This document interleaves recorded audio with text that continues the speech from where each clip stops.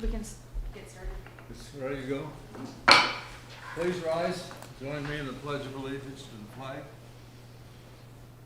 I pledge allegiance to the flag of the United States of America and to the republic for which it stands, one nation, under God, indivisible, with liberty and justice for all. Thank you. Meeting of the Wahoo City Council, Tuesday, September 26, 7 o'clock p.m. Open Meetings Act is posted on the wall. Call meeting to order and roll call. Stuart Krejci. Here. Shane Sweet. Here. Brian Ideas. Here. Chris Rappel. Here. Patrick Nagel. Here. Carl Warford. Just snacking. Yeah. Perfect. Okay, there is a proclamation that was handed to you. We were trying to get the date improved because it says from the 5th to the 8th, and they say the week of. And the 5th is a Thursday. You have the only copy of the proclamation, I'm sorry. They have Oh, other okay, information. okay. Well, the proclamation says, it's a fairly short one. It was handed to me by the Knights of Columbus. And it says, hereby proclaim the week of October 5th to the 8th. The 5th is a Thursday and the 8th is a Sunday. So I'm not sure. We're going to try and get, she's tried to reach out to him just so we get it correct. But it deals with support of Intellectual Disabilities Week. So if it's all right, when we get this perfected, we'll post it in the records. Okay. Anybody in the audience have any comments other than what's on the agenda? Okay. We'll move forward. Department head report, drainage report. Good evening. So I know at the last council meeting, we spent quite a bit of time talking about and hearing from the property owners in the North Chestnut drainage area.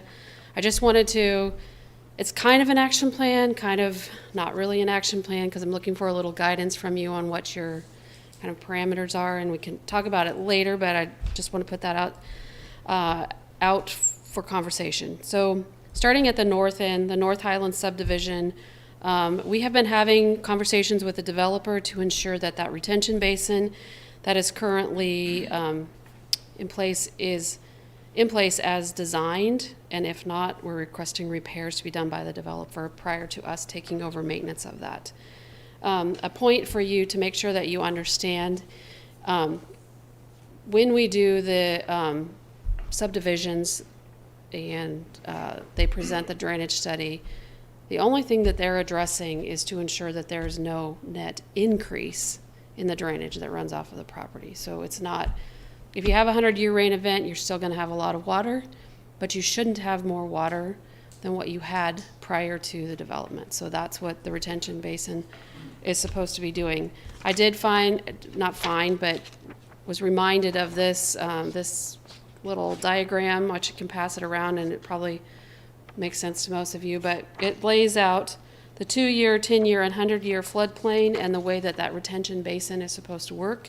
So this is the bottom of the basin. When we have anything less than a 2-year event, the water is discharged through this there's like a stand pipe here. It discharges out and out into our 23rd Street basement. When it's over a 2-year but under a 10-year, there's a larger hole in the pipe, and so water flows out here and out here in addition to this. So you have 2 points of discharge.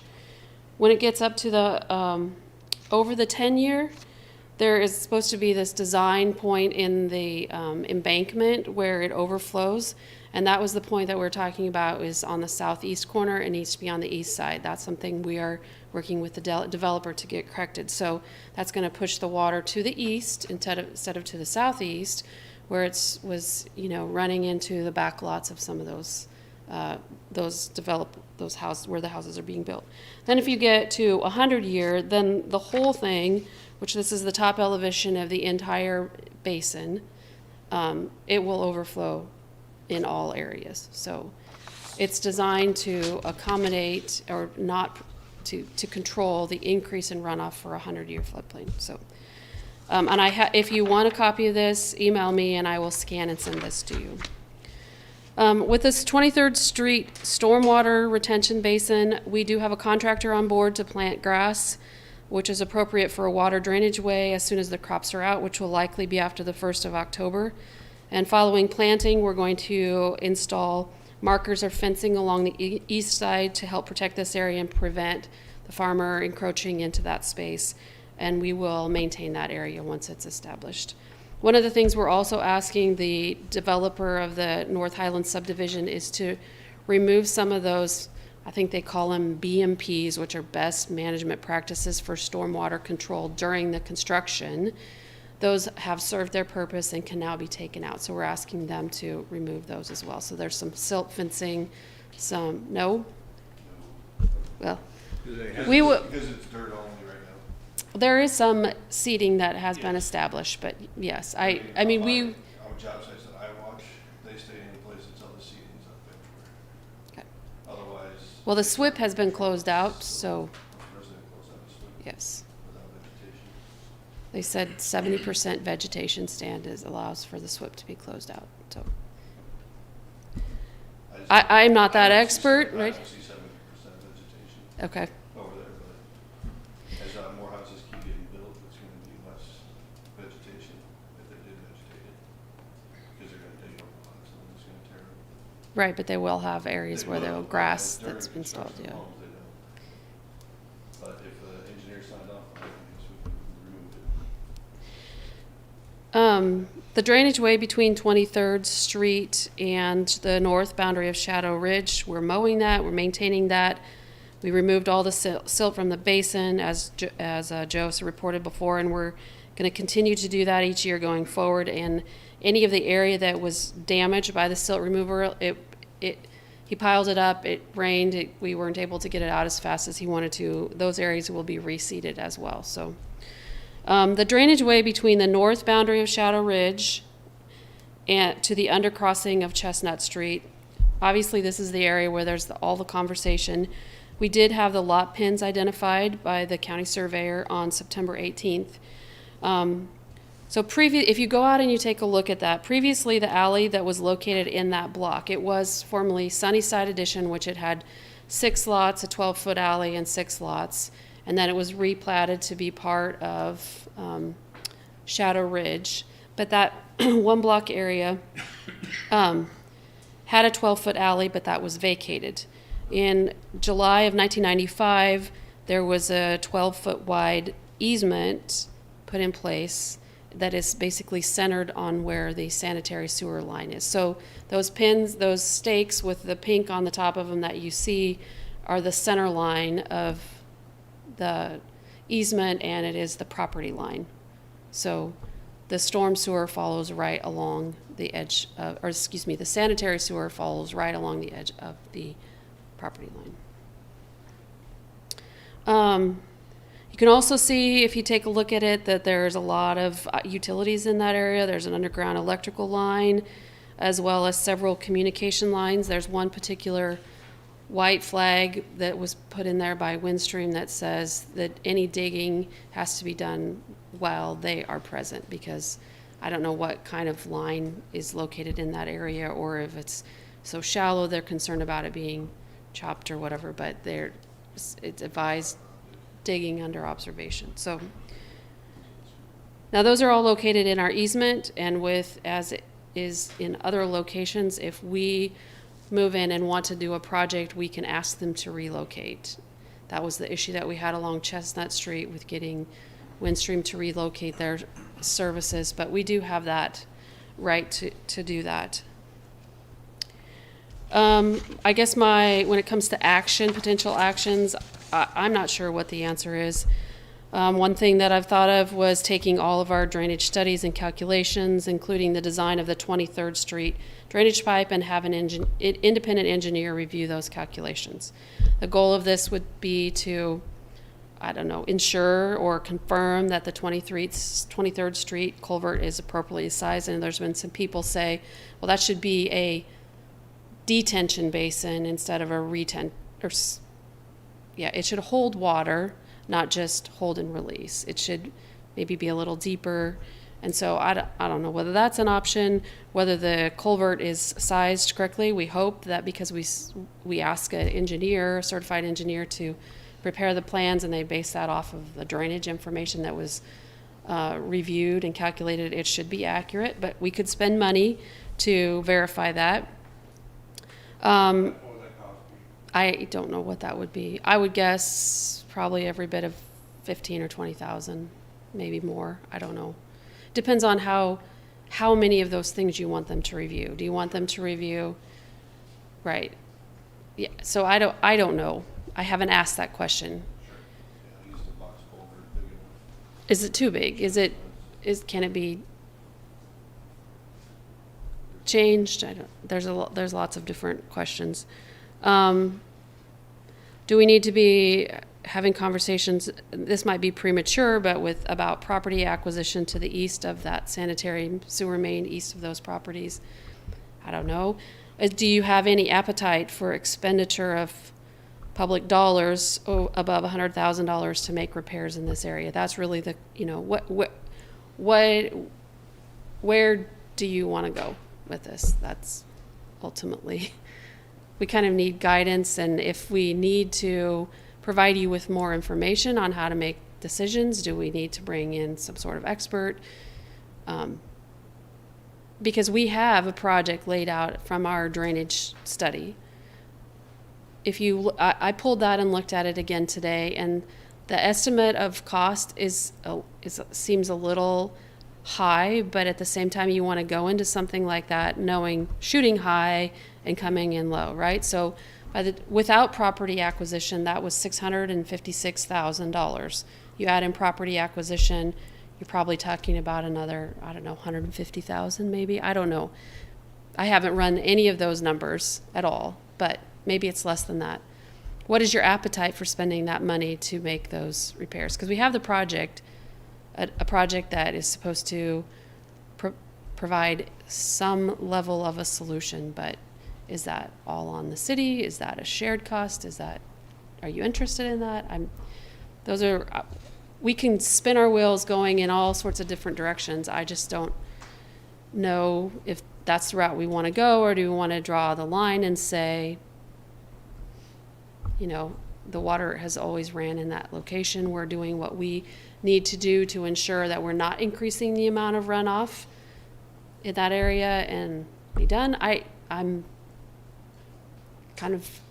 as frustrated as they are, because we've been visiting this issue for a number of years, and it's time to be done, one way or the other. The improvements north of 23rd, when we get that grass area in, get it protected on the east side from stalks and everything else, and we make sure that the developer is up to doing it right, I don't think we should go in. I don't think we should have to go any further than that until we see if it's. So you're saying we should ensure that the 23rd, the North Highlands Basin is constructed per the plans, per the design plans, and that it's functioning the way it should. Then we move forward and establish that grass in the basin area, make sure that that is functioning the way it should be functioning. And then see where we're at after that. Well, I think it's safe to say that no matter what we do, we can't stop flooding forever. Yeah. We can't do it. So, to spend $600,000 seems like a lot of money. Yeah. Is that very far as what you do? Dozens of houses, maybe. Was there some additional digging that Joe was going to take care of, a clean out area that had silted in, that he'd said that at one time he said that it had narrowed down to a foot channel instead of a 3x3 that it's supposed to be? And that's one of the things we were looking for, the property lines to be established. We have that. So now that that's been established? We can look at grading that, but the drainage way is on the west side of that easement area. So we could level out that, move the easement. I'm not an engineer, so in my opinion, we could maybe grade that to the east, but you have all of the conflict with the communication lines. And that is exactly what the project is that was proposed in our drainage study is doing, is flattening the bottom, sloping it up, and providing cover for the sanitary sewer line that's in there. It's not a temporary fix, which maybe Joe's grading might be more something that's temporary. Again, I'm not an engineer. I don't. Do we have some level of responsibility to at least keep that waterway, whatever you want to call it, drainage area, up to the same level that it was 10 years ago, or, you know, when it was 3 foot wide instead of 1? Or is that the whole redesign and the rebuilding of it? I think the rebuilding and the redesign takes it further than that. But if you look at those sanitary sewer manholes, right?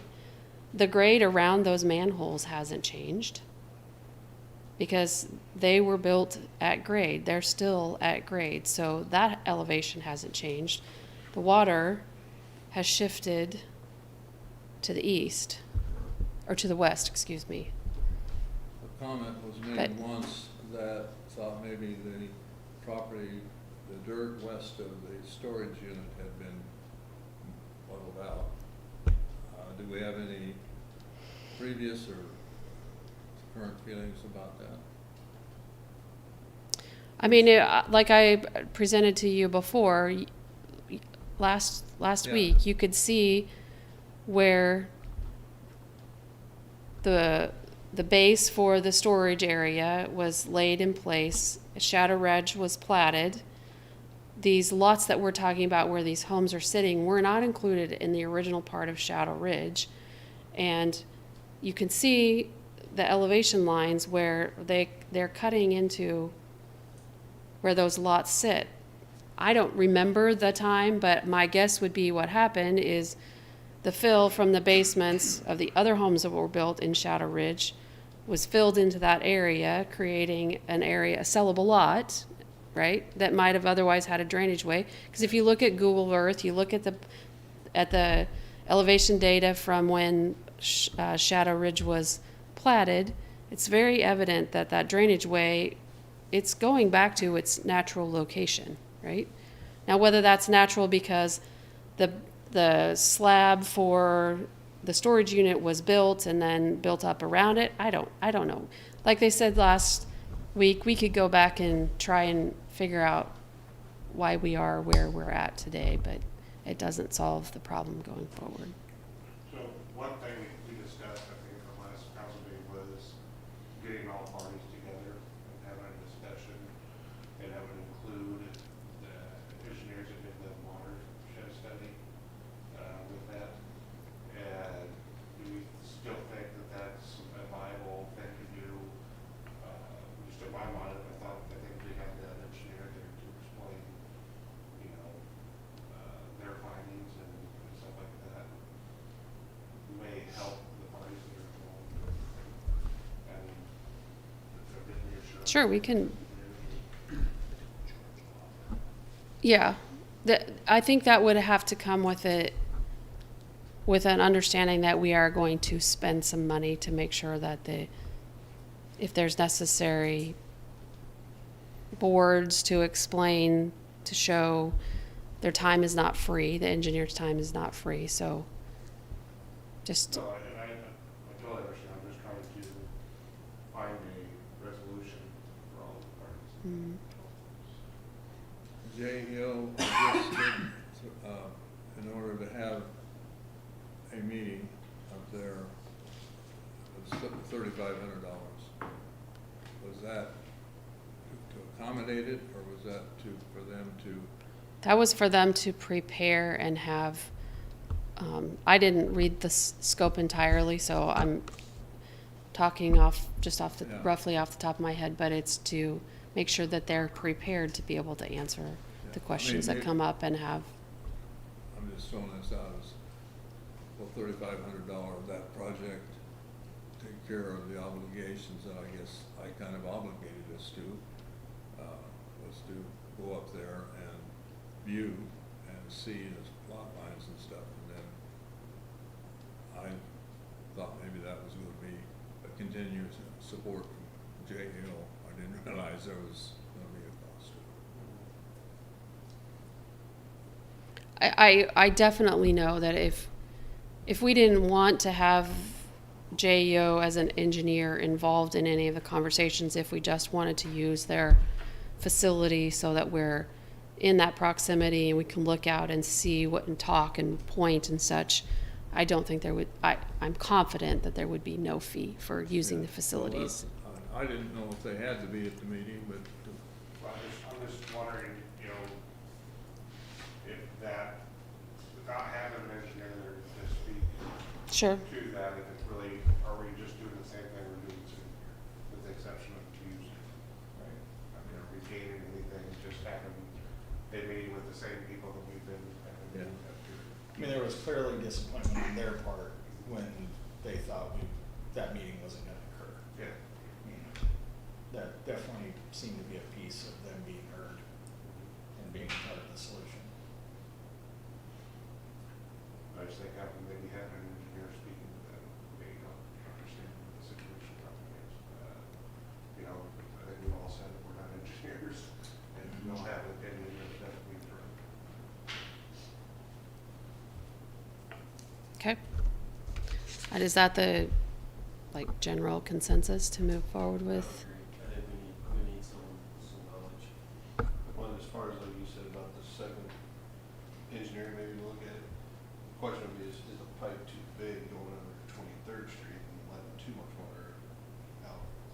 And then it's not functioning properly on our end.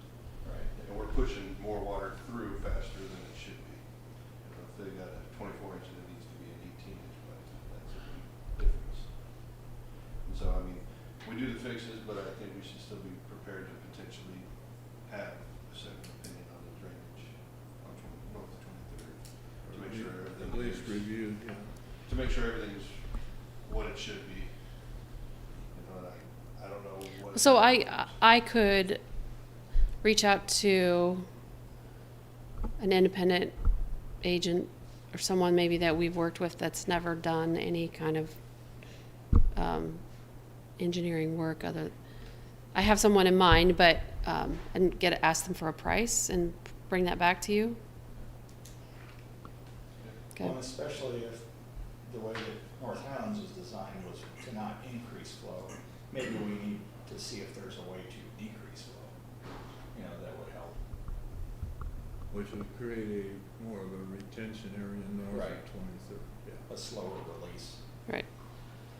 And is afraid of water retention, and then, I mean, if there is a fix, is at a lower cost than Right. what we're Doing doing, is talking about. cover the sewer and You know, might be, a bigger pond and that kind of work, taking all the water, to keep it from Yeah. flowing, that there isn't a complaint anymore about us, you know, having new development that's pushing all the water that way. You know. Yeah, you'd have engineering to show this should actually decrease flow than before the subdivision. Yeah. Okay. I like that idea as well. So I need to figure out a joint meeting. And I need to get an opinion of cost to do a review of like 23rd Street North. Because is that a fair? I mean, as development happens in the next 15, 20 years, the issues that are gonna go. with it. Right, I agree. could make it worse. Well, I mean, how much is it for them to review the garbage study we're looking at? I mean, they would have to review the whole thing, it's just have a second time, I go to see if we can do it. Yeah. It would Calculation. invalidate Yeah. or dispute, so I think that would provide additional clarity. Is there concern by the council that the drainage studies that have been done are not accurate? I don't have a concern for that, it's more validation to the people that are having a concern today. We have somebody that's looking at it and says it's functioning as it should, then we say everything's correct up here. And so if we get that back and it says, yes, everything is as it should be, then what is our next step? These studies validate that what we are doing is done correctly and, Well, studies would validate Right. Yeah. And then what maybe would be, I'm sorry. Well, go ahead, I'm glad you mentioned decrease. But, you know, what could we possibly do to decrease flow? Because I heard numerous times from, you know, the homeowners that, you know, they'd be willing to help with the cost and Yes. stuff like that. What would that cost be? And then if we could assure through the study, if we did this, it would decrease the flow going into there. Would hopefully be like that, this is what the cost would be. So bear in mind, when you give it an open-ended comment like that, there's a price tag that we probably would not want to go through to decrease flow. It would be nice to know what those options are. Yeah. It's an opinion of cost. If we were to maybe get this right, if it's something that's Right. feasible, then we can Right. at least we talk to the homeowners, like, okay, what is your percentage that you guys are actually going to go to? I mean, to increase the retention or detention model, we're gonna try to, you know, to make bigger, it costs $100,000 or something right there, you know? And $100,000 a little bit more would fill the swallow than $650,000 or more. Or more, Yeah. right? And if the homeowner were saying that they would go and pitch it on that cost, you know, Well, and I think you heard the homeowners also say this was an issue before the development, and now it's seemingly more of an issue, and I think we would all probably argue because of the engineering that it's a similar issue, because it hasn't decreased flow or increased flow. And if there's a way to, reasonable way to Yeah. decrease flow, I think, you know, then we've done everything that We, and you also have to keep in mind, we have done things. Yeah. And we had an engineering study showing that those things that we have done have actually made a difference. With the 23rd Street structure that we have in place, as well as the Chestnut Street culvert. Prior to that culvert being installed, the box culvert that was in there was too small, and it couldn't accommodate the water flow, and it would flow over Chestnut Street and back up, so, It formed a retention pond, right, or it should not. okay. Okay, You're all right? Yep. Okay, then. Okay, thank you. Consent agenda? Questions on that? How's the Wilmer Ridge doing? They're moving dirt pretty good, right? Yeah, they're going pretty quick. actually, today they did their first stretch of paving. Tomorrow, Thursday, they're gonna do another stretch of paving. One time I heard they might be able to look at selling some lots up there this fall, or head that far. Motion to approve the consent. I'll second. Any questions? Roll call. Calucci? Yes. Ideas? Yes. Nagel? Yes. Raffle? Yes. Sweet? Yes. Okay, action items not requiring a public hearing. Motion to approve resolution 2023-21, approving the signing of the municipal annual certification of program compliance with the Board of Public Roads. That's What does that mean? We're good. It's basically, you're saying, yeah, we believe we've met our requirements in order to get the, highway allocation funds. State that money? Yeah. And you're saying that you should say that? Yes, we're saying that you should say, And yes, comply, yes, so- please, yes. We're not stretching it, we think we're right. Okay, motion's made and seconded for resolution, number 1. Any other questions? Roll call. Nagel? Yes. Calucci? Yes. Raffle? Yes. Sweet? Yes. Ideas? Yes. Number 2, motion to approve a cost of living, 4% cost of living adjustment for City of Wahoo employees to be effective October 1st, 2023. This has gone through the Finance Committee. Yeah, it's been talked about it at a long time, and I would make a motion to approve. I'll second that. Any questions, comments? I know not everybody gets a 4% raise. I mean, hopefully in the future we can tie it closer to inflation, if it's back to like 2% or closer to that number.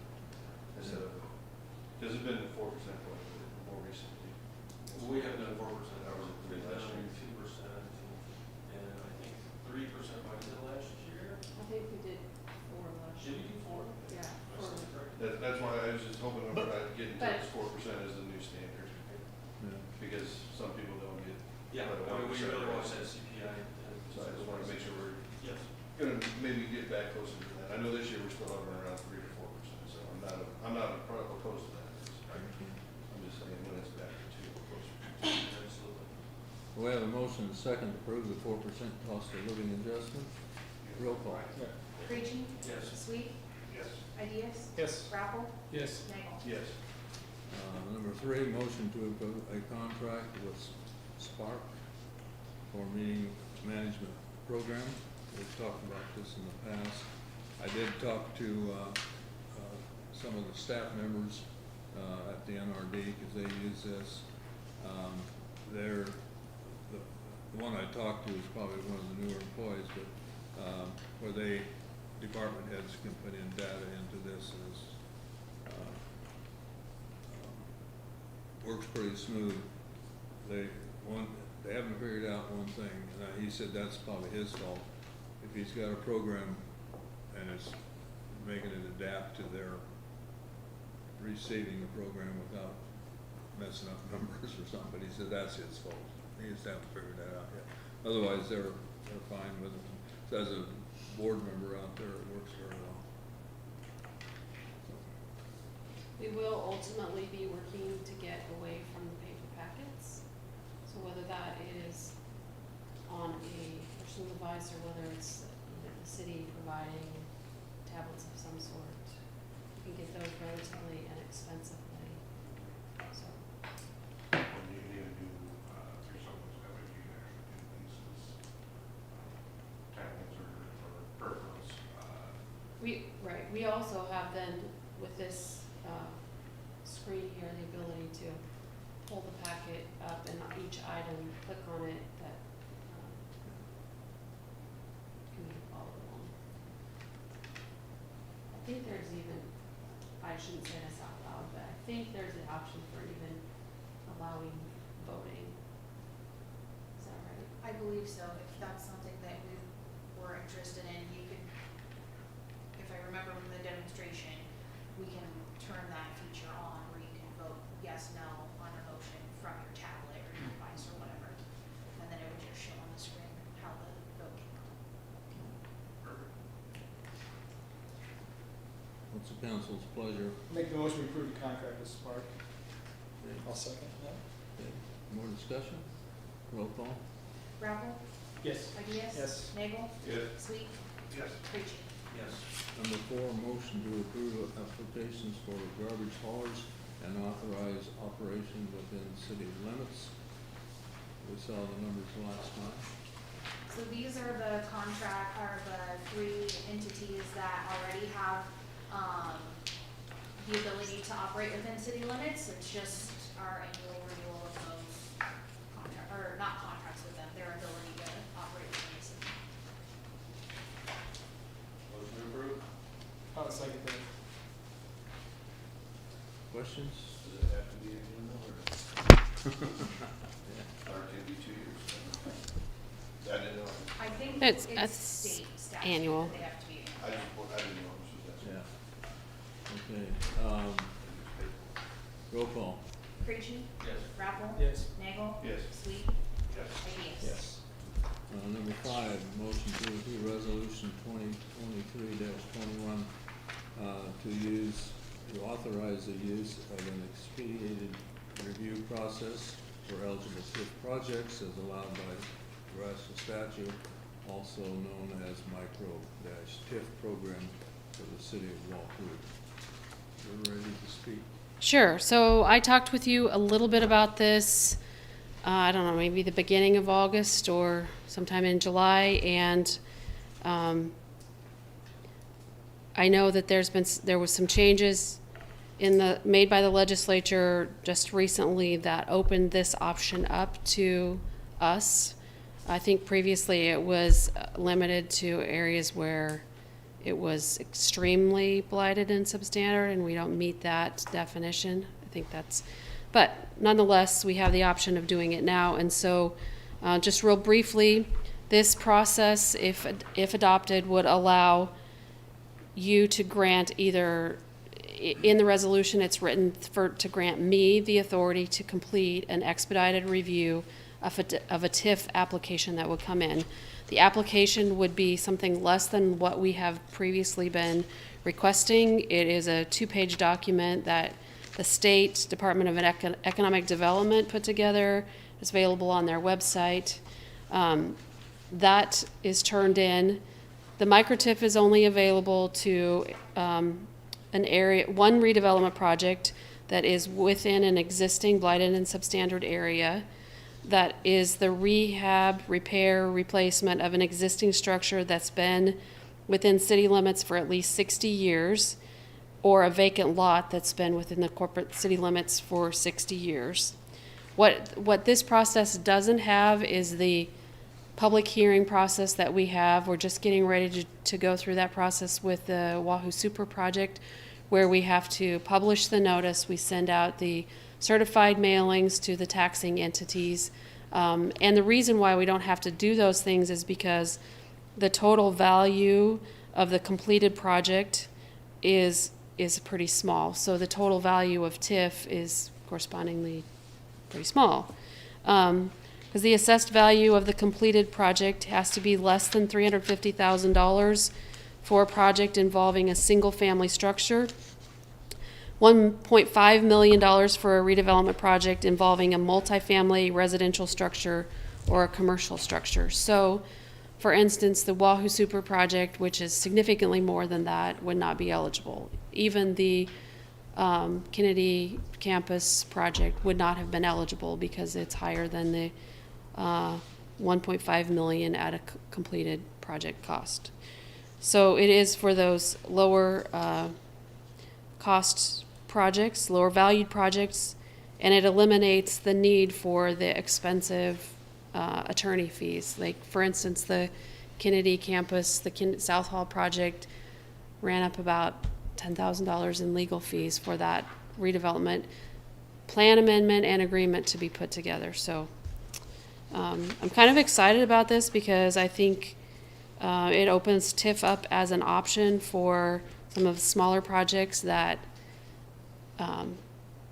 might be out there. The TIF revenue is only available again to those to cover the expenses that are for public improvement. So if they're doing I'm trying to think, one question came in was if they're not required to install a lift or an elevator in a building, but in order to increase the marketability of the property and to be targeted for maybe older population, the added cost of that could be maybe construed to be a public improvement. It's also about ADA, accessibility, sidewalks, utilities, all of those same things. Property acquisition is still an eligible expense. I feel like I'm forgetting something. Once a project is complete, once I would complete the expedited review, it would come to you. I have 30 days to do that expedited review. It comes to you as a council to consider whether you're going to approve it or not. If you approve it, then there's a TIF note that is signed. The redeveloper takes that TIF note to their bank to get their financing. When they're done, they have 2 years to complete it. They go to the county assessor. The county assessor reviews the improvements and provides the city with a certification that says, yes, they've done what they said they are going to do. Here's the value. Now you can start making those TIF payments. If they've taken that TIF note and used it to secure financing from a bank or from some other investor, the payments the city makes for that TIF actually have to go directly to the note holder. They don't go to the individual, the redeveloper. They go directly to the bank or investor. It's a 15-year limit. Again, if you as a city council could say, we only want to have 3 projects, or we only want to reach $5 million with the total value of these projects, you have the ability to set limitations on it. I was advised by our attorney that maybe the best approach for you to take is to implement micro-TIF, see how it's received, see what projects come before you, and if you reach a threshold where you're feeling like that might be enough, for the year, we can look at amending this resolution to incorporate some sort of limitation, so. I don't know if you have any questions. We don't know how popular it's gonna be to make those adjustments ahead of time, so I like the idea that it be kind of open-ended initially. What's nice is that it's so scaled down. You can have a building and then you're in charge rather than having an attorney. Right, but I appreciate the attorney's position on this because it does give me the expedited review process, but they're available for consultation. So, you know, I feel like I have a really good working knowledge of TIF and could have the conversations with a developer about whether this is an eligible expense or not. Some communities might not feel that way, but if something came into question, I know that I could reach out to them too. Yeah. Won't be for free, but it won't be $10,000 either. So if we pass the resolution, so we can start going. Yeah, it's that easy. Okay. Go. Any other questions? Roll call on the revised TIF. Before you do that, I forgot one thing that I want to make sure you understand is that micro-TIF does not have the requirement to make the finding that without TIF this project would fail. It does not have to make that finding. So. That's good. So it's another funding source for similar buildings to help the young student. Also an opportunity to improve the areas we talked about.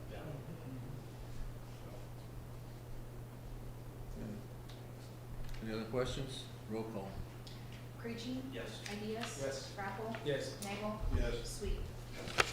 Number 6, a motion to approve resolution 2023-23 regarding the claims approval process.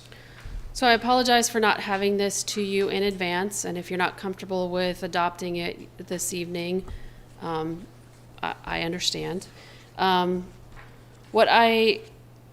We would like to make some changes to the way that our claims are come to you for approval. Previously, currently, you have given the mayor and I the authority to review the claims and approve them and pay them, and there's nothing that officially comes to you as a council for consideration. And so Christina has expressed some concern about this, and I agree. It's something that I think we could do a better job at for sure. And so what we have here is laying out kind of a proposal. So for any claims other than I describe otherwise, we're looking at section 1. The department head would review the claim, ensure that the product's been received or the services have been provided in a satisfactory manner. They code the invoice. They give it to the city clerk to enter into the payment system. Then all of those claims would be presented to you in a report that would be included either in your packet or by separate email, so that you can review them and ask questions. And the day after the council meeting, then we would process the checks for payment. And this would be on every agenda because we currently pay claims twice a month, and it's necessary to do that because of just the way billing cycles fall of our vendors. There are some exceptions. So any claim that would have been, that is approved for payment by the department head and submitted to the city clerk, but where we have to make the payment either electronically or immediately, such as our motor fuels tax or our Keno tax. I'm trying to think if there's any others. Those could be paid, provided they've had the claims been presented to the city clerk and that I've signed off on it and I have authorized the payment. Those claims would then be included in the report that you get, but they'd be marked as paid. So you'd be aware that they've already been paid. For payroll, which includes the payment of wages and benefits, as well as those deductions that are withheld from the employee's paycheck, we would submit a report to you, but it would be after those wages are paid. All of our wages are paid off of a pay scale that's approved by the council. Those pay scales are aligned with our job descriptions, like there's a job, and those job descriptions are approved by the council. Any changes that we make to the job description or the pay scale, like this COLA that's gonna adjust the pay scale, have come to the council. So we're just following what you've already laid out when we're paying individuals. Our rules about overtime, about vacation, personal leave, all of those things are laid out in our personnel manual, which is approved by the council. So as long as we as staff are following the rules that you have laid out, there's no, I guess in my opinion, you've already approved the payment, and we want to make sure that we're paying our employees in a timely manner. Aside from changing the way we pay our employees to being a little further away, like right now we pay Sunday through Saturday on a 2-week, and we pay them on a Friday. So they get paid every 2 weeks for the previous 2 weeks period. And I really don't want to get any further away from that. It creates a little bit of confusion, and so that is on the payroll side. Anything that would contain personal information such as a garnishment or child support or what an employee is having withheld from their paycheck to contribute to retirement or to an HSA, say, would be withheld. Because that's really, it's their money. It's not really any of your business of how that is it's spent. Yes. Under current, I have a document that I sign approving that, the payroll. And Yes. I do see some of those numbers. Sure, right. Yeah. And we would continue to have that. That'll remain the same. That is, right. I would sign off on the timesheets. They're entered and reviewed by Buffy.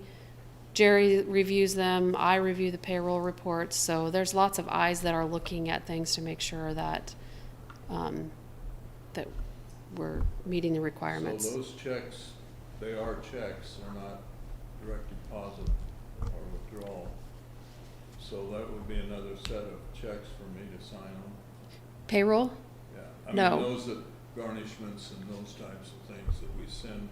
Those are going to be something that is included in our every 2-week process, exactly like it is now. It's just that if there is personal information, such as child support payment or a garnishment, that will not appear on your report. Okay. That will be lumped together in some other kind of payroll report that we present to you. So we want to make sure that we don't present that information to you. The only other thing that I came up with that we pay is the claims submitted for payment for the 3-Corps Drug Task Force. They have their own payment or claim approval process, and they really send us all the documentation, and all we do is writing the checks. So those never come to you, come to the council for consideration, or you don't have any control over them. They manage all of those. So, any questions? Surely this is very similar to what Board of Public Works already does with their claims. They list out the claims as it goes through the approved when they do their packet. Right. The only thing is those checks have already been written. So like in October, what is presented to the Board of Public Works are the claims that were paid in the month of September. So there's a little bit of change that we can do on that. This is, right. You're making the decisions on it before we actually write the checks. With the concepts the same. Yes. It's gonna be 3 or 4 pages of line items. Yeah, Yes. we do that, we break out for Christina has a sample. We've been kind of test driving this process with our department heads because it is a change, because you now have some more specific deadlines. Like we've been asking the department heads to submit all their claims for payment by our department head meeting, which is held the Thursday before the council meeting. So there will be a kind of a hard cutoff for claims so that we could get those to you in advance. This will probably help. I mean, there's always been a couple of comments in our annual audits too about, do they go through some of this stuff? I mean, just keep the audit happy as well, I'm sure. The comments that have been made are about, kind of about the park and rec and the way that process is. We're working with Kevin to get a listing of his claims as well to come before you, and investigating some other options that might help keep ironed out those issues that we have. I think our auditor probably looks at those and notes it, but to me, this is driven more by the new auditor of public accounts, Mike Foley. When he was in there before, they did a lot more detail, and I think that will occur again, not that we're doing anything wrong, but just add that process, I think will help. It helps me from the standpoint that I'm usually at the council meeting. We run the checks first thing Wednesday morning. I'm usually around that next day, at least a morning, and I can sign them. In the past, I didn't know when they were going to cut them, and sometimes they had to wait a while or had to use a stamp and a couple things. This, I think it'll improve it that way. We may come back to you with a revision because of a wrinkle that we need to iron out, but And these will be part of the consent agenda, so we won't have to go over every line item. But if there is something that when you review the questions about, we can always take that one specific claim and pull it out and talk about it specifically outside of the consent agenda. Yeah, one gallon of antifreeze. I'm not concerned. well, and I guess I would reiterate, these do go through several hands before they actually even make it on the report, right? Or if they've made it on the report, there's multiple sets of eyes that are looking at it to make sure they're coded correctly or that it's not an unreasonable expense. It's good to have checks and balances. Yes, And it's yeah. good to have other eyes not associated with it, just looking at it. And truly, this is just used for that purpose, just additional steps, checks and balance come before us. Yeah, because if something doesn't look right that you're doing, it's like, what's this for? And you can explain more in detail. It's like, oh, that's what, okay. Yeah. We want to know. It's actually one more step for the council. It's probably the same, most of that same process has been going on with the process of getting it to a Yeah, situation. the timeline is A maybe, little different. yeah.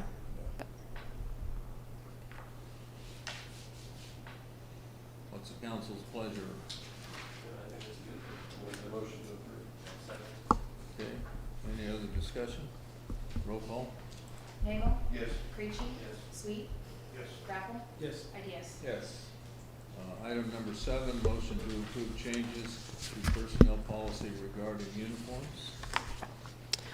So I will just say a little bit about this and then I'll let Ryan kind of dive into it. It most definitely impacts the utilities departments more than it impacts the city because we have really one department that subscribes to the uniform service that we're currently looking to terminate. But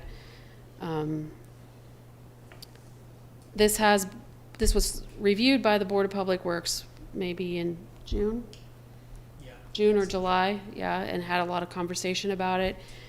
And it honestly, it's been on my desk to deal with. We were kind of waiting to hear if we were going to be able to get out of the contract that we have with Cintas. And I believe we have heard that we are going to be, and they're dropping us like a hot potato. So we gotta figure out a solution to this. And so that's why this is in front of you. I think I'll let you handle it, Ryan. Yes, so essentially, kind of going back to what she said with Cintas is, yeah, it's a long story. I think that they're a large company, and things, when I came on board as general manager back in 2019, one of the first things the board members at that time had really set out for me was uniforms. They were really unhappy with the appearance of the utilities department employees that were just kind of wearing random clothes, really not looking professional. And so immediately we looked for options, and Cintas seemed like a very good option, and the costs seemed very reasonable. The service, we were promised some service things, and to be honest, when it first started, back in 2019, service wasn't bad, and the quality of the products are good. They're still good. The problem was after the pandemic, and with a lot of service industries, it just changed drastically for the worse. And we have not received uniforms. We have not received the service we're paying for. It's a bit of a long story, but essentially we thought we were going to have a timeline on the contract to be ending, and we had thought we'd have already moved past it. And so we thought we could cancel at any time. Well, they had kind of done some little sneaky with one of our staff members and thought it was just a price addition and it was a new contract. And the long and the short is Joven was able to negotiate that. Do you really want to have a customer that doesn't want to be your customer anymore? And they agreed, but then their response was, we're going to end service next week. So, you know, like, and we have about 4 weeks to turn in everything, and otherwise they're going to bill us for what's not turned. That's right. And again, that's their prerogative. They are letting us out of the contract, so we don't really can't be. Yep, we'll have to accommodate. What if the contract? Well, we could have. I was under the assumption we were operating under a month-by-month basis, or just kind of operating off the old contract that would have expired back in 2022. However, they had earlier this year got a new 5-year contract slipped through us, again signed by a staff member that didn't realize that's what she was signing. And so I would question the validity of that, because all contracts need to be approved by the council. That being said, I'll leave, Joven was able to get us out without any big fights. So going back to our plan was to maybe implement this here in October. We're waiting on that contract kind of answer. And so my goal was, hey, let's get this approved by council and implement it over a couple months, because it shouldn't be too big of a deal. That being said, it's still not a huge impact if we cancel for every department except for our line crew. And that's where you can look over the policy, and our policy we're looking at trying to implement. And I won't read verbatim the memo I've got in front of you, but essentially one of our big issues is we've had a lot of problems not only with the company themselves, but staff members and the wear of the uniforms and whether or not certain pants fit. And there's been just, kind of issues with those sorts of things that you get when you have as many staff as we do trying to implement a uniform policy. And we had a really healthy discussion at the Board of Public Works meeting about, hey, how could we solve this? This was a solution. And I'd really appreciate what Ryan and Chris and Al and Corky and Joel we had some healthy discussion about it. And what we kind of ended up with was, let's go ahead and, what they recommended to the council was, let's move forward with this. Let's let Ryan and Melissa try this method, because there are 100 different ways to do this, right? And we reached out to other utilities, other cities, how are they doing it, and heard a whole lot of different stories.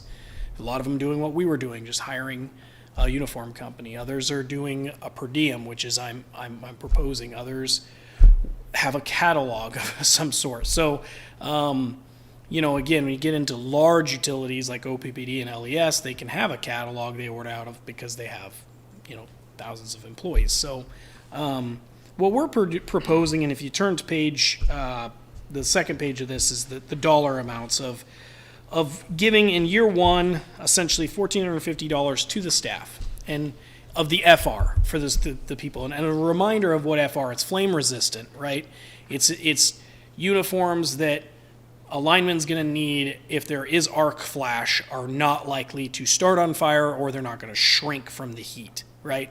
It's a safety, but they're expensive. And so you're thinking, man, that's a lot for clothes. But, where we were looking, and the jeans themselves can run, over $100 a pair. And so the coats and the coveralls and everything can add up. And that's where, I think in year one, if we break it down, what we're kind of asking them to get, $1,450 is where we ended up. And if we were to take that in year two and every year moving forward, I think there's going to be years they spend more than $1,000, or they could spend more than $1,000.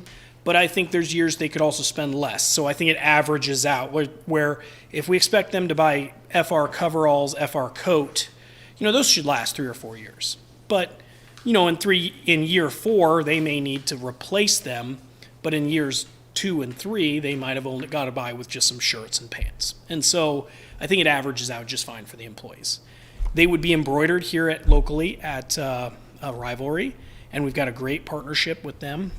Same with the non-FR employees, so that would be like our water department and street department. We'd still continue to provide shirts similar to what I'm wearing, but I need to get the new logo shirt. But shirts like this or just T-shirts, those sorts of things, we'd get them embroidered. But the per diem would go towards making sure they have work pants, professional-looking work pants, and coats and coveralls. For the wastewater department, one issue we always liked the cleaning service for was when you're at a wastewater plant and you're cleaning sewers, right? There's just no matter what, you're going to get some of that stuff on you. And we always talked about there needing to be a cleaning service because of the health, hazard to making them clean that at their own homes. We will provide, I believe we already do have like an old washer dryer, but we'll maintain a washer dryer for those employees at our wastewater plant. That way, if there is an accident, they can throw it in, let it wash. So, and those will last forever down there. So, another big reason for this is cost savings. We were spending, when we originally went with Cintas, we were expecting to spend around $21,000 a year, and we've been spending over nearly $30,000. Some of that was cost increase. Some of that was the turnover of staff that we have.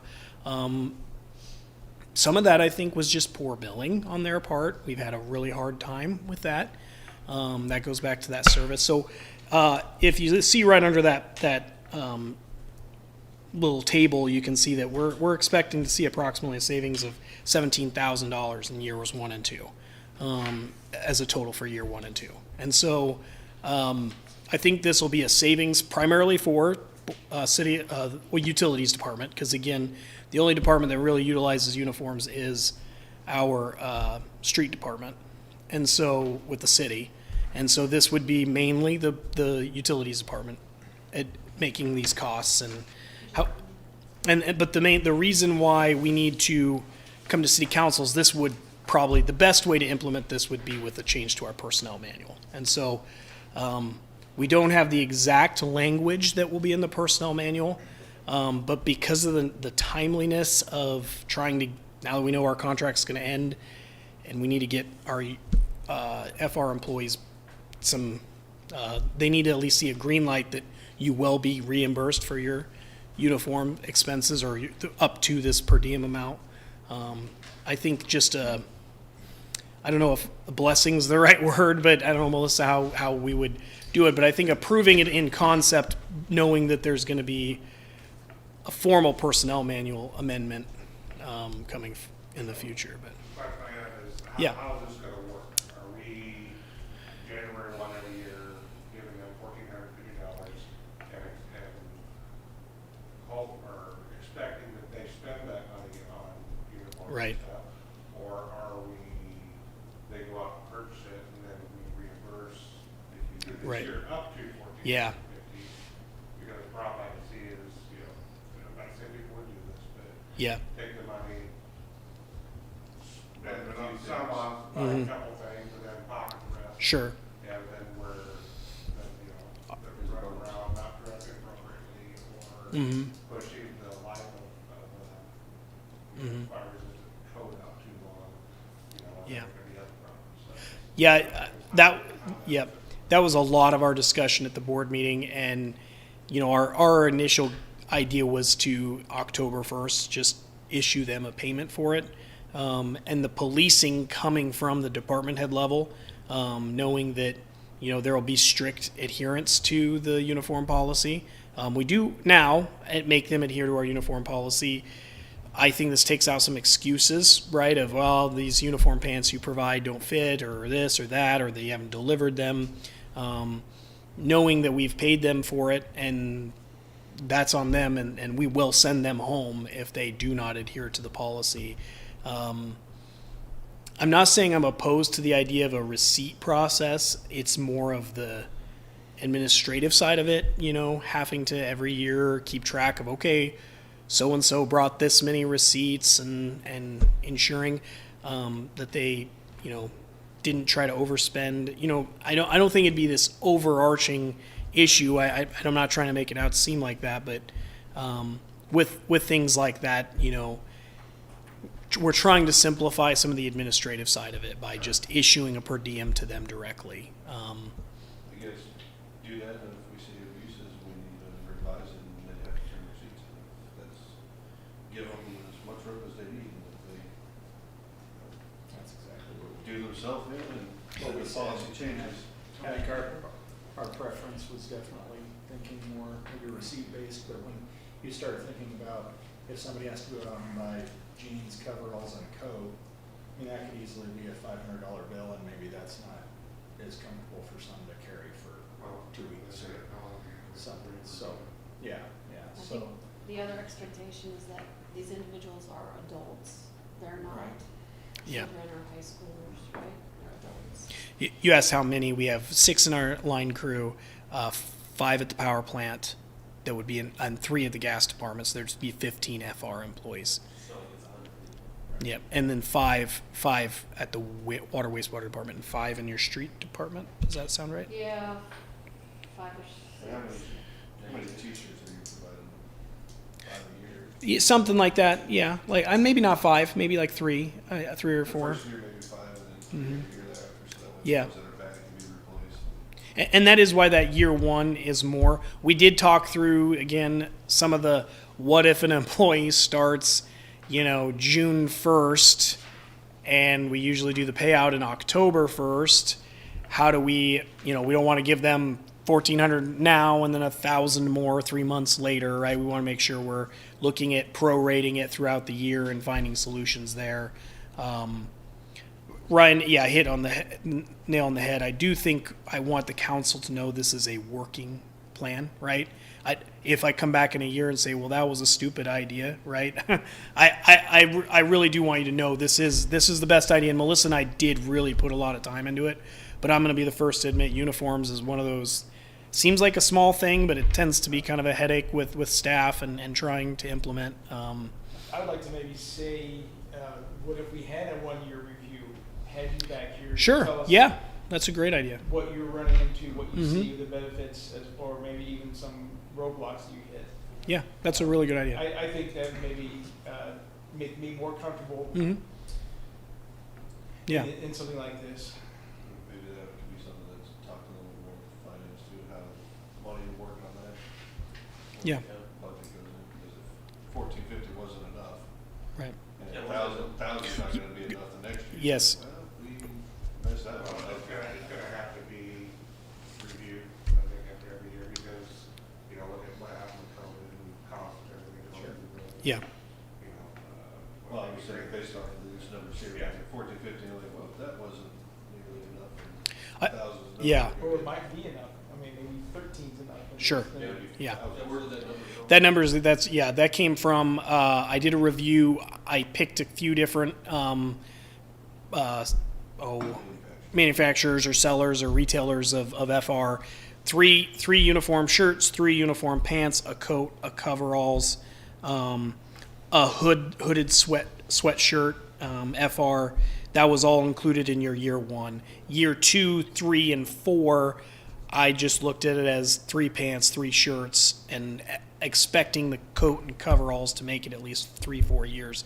And so again, that year 4, year 5 cost goes back up more, but in a sense you overpay a little bit in years 2, 3, and 4, expecting them that, hey, you're going to spend more than you need, or if you're abusing uniforms. And again, some of that's on them. You know, the expectation will be you wear clean, well-maintained uniforms.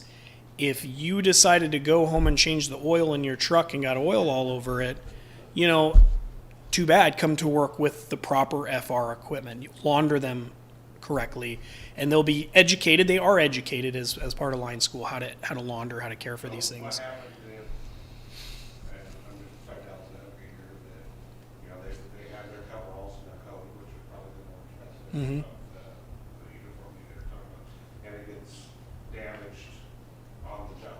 Right. Now they have to go out and buy it, they've already expended their 1450 for the year. Yeah. So that comes out of the employee's pocket? It is, yeah. In my view, it is. we've compensated them for it. And I mean, of course, we're going to have some sort of, anything we do, we're not hard and rigid all the time. But for the most part, wear and tear on your coat, or on your coveralls, we're kind of expecting you to take some ownership of that. And so, yeah, if it's damaged, we expect that every 3 years you're going to be replacing it. So, They understand that and save some of that premium money from year 2 and year 3, so they have extra money. and to put it in the budget.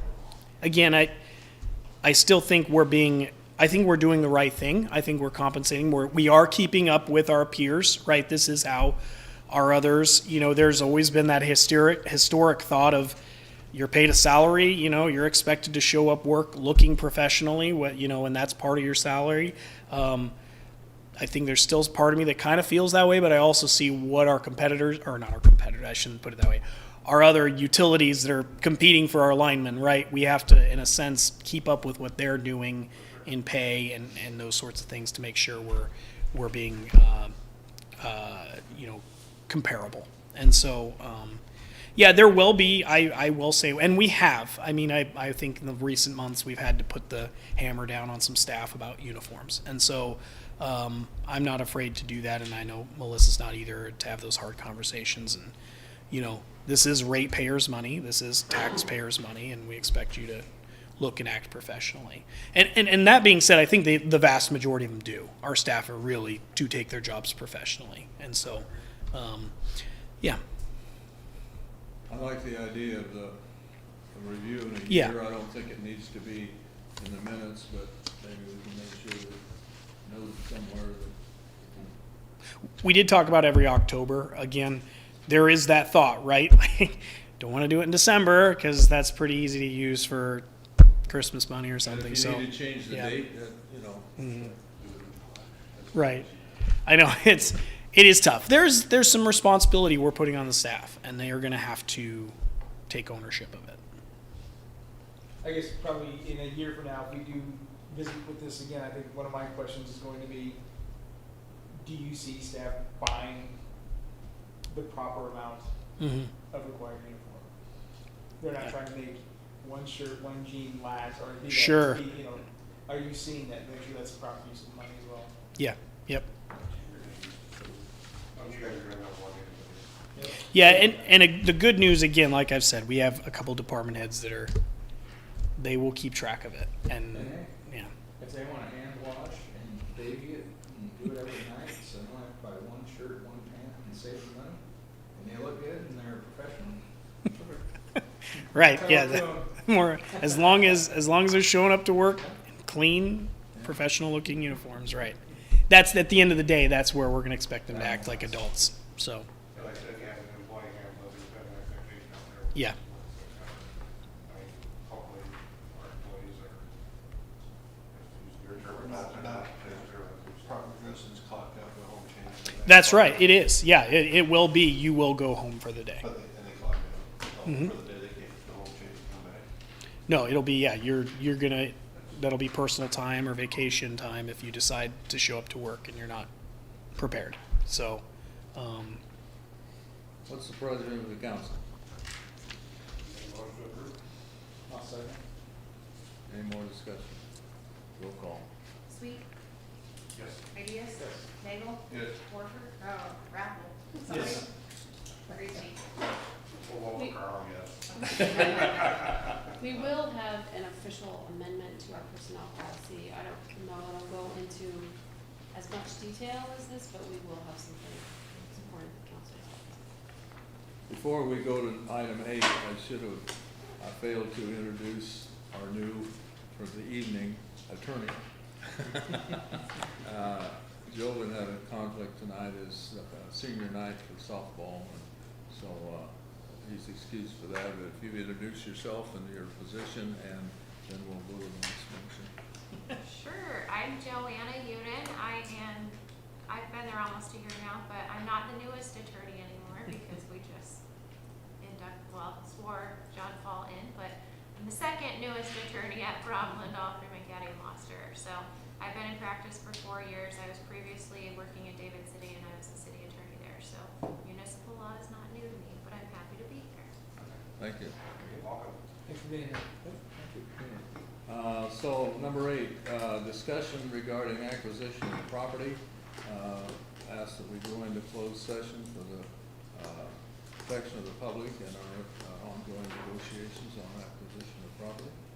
I would like to include Ryan on this, he's been in on it, and I've been in on the closed session and Melissa. So, is there a motion to go into closed session? So moved. I'll second that. Roll call. Ideas? Yes. Raffle? Yes. Nagel? Yes. Sweet? Ritchie? Yes. Okay, you're excused and you won't have to come back and move chairs. Will you repeat why we're going into closed session, please? And the time for the state statutes. Oh, according to state statute. Okay. Yes. Yes. You're gonna turn that off, okay. I was just making sure. We're getting Don't go into this closed straight session off. if you Good. can. So we are going into closed session for the protection of the public's interest at, what, 8:16? 8:15.